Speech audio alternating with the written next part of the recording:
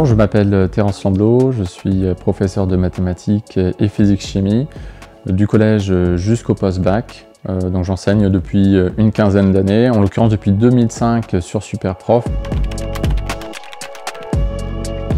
Je suis issu de Maths Sup et Maths P, donc les prépas généralistes. Ensuite, j'ai fait une école d'ingénieur à Bordeaux en télécom, en génie logiciel. J'ai fait une deuxième école d'ingénieur pour avoir un master spécialisé, alors plutôt dans les réseaux, donc un bac+6. J'ai plusieurs métiers maintenant, donc je suis à la fois manager dans un cabinet de conseil en télécom, également donc j'enseigne en mathématiques et physique-chimie par passion. En fait, à l'issue de mes différentes formations en école d'ingénieur, je suis plutôt parti sur un cursus vraiment ingénieur et différents métiers autour de l'ingénierie. Et j'ai allié également ce plaisir pour l'enseignement dans mon temps libre, plutôt pour les élèves en individuel ou en groupe.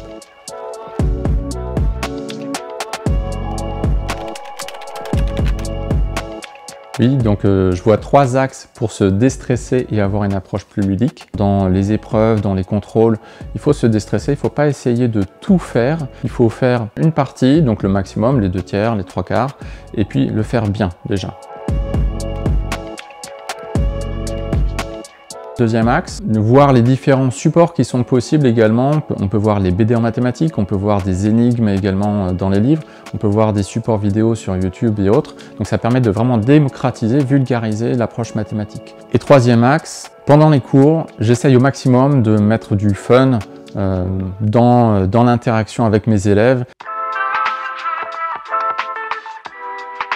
Moi, je suis là vraiment pour aider et pour que ce soit un plaisir à la fois d'enseigner et d'apprendre. Une approche vraiment structurée, aller du plus simple vers le plus compliqué pour accompagner l'élève progressivement dans sa compréhension. Deuxième point, l'écoute. Il faut vraiment comprendre quelles sont les difficultés et donner la parole vraiment à l'élève pour qu'il sache s'exprimer en toute confiance. Troisième point, la patience et l'adaptation à l'interlocuteur. Savoir réitérer les explications d'une façon différente pour être sûr qu'elles soient bien acquises. Alors en premier, je vais déjà demander s'il y a des urgences, un devoir à la maison qui est à faire, peut-être un contrôle à préparer qui vient d'être annoncé. Donc traiter les urgences en premier. Deuxième, est-ce qu'il y a des difficultés précises sur des exercices sur lesquels l'élève veut revenir, des exercices qui ont été faits en classe mais mal compris, les corrections mal comprises, auquel cas on peut revenir en arrière et moi je vais apporter ma propre explication. Troisième point, je vais faire le suivi de la montée en compétences de l'élève sur les différentes notions clés des chapitres et puis pouvoir tester les compétences sur des exercices d'application basique jusqu'à des problèmes plus élaborés.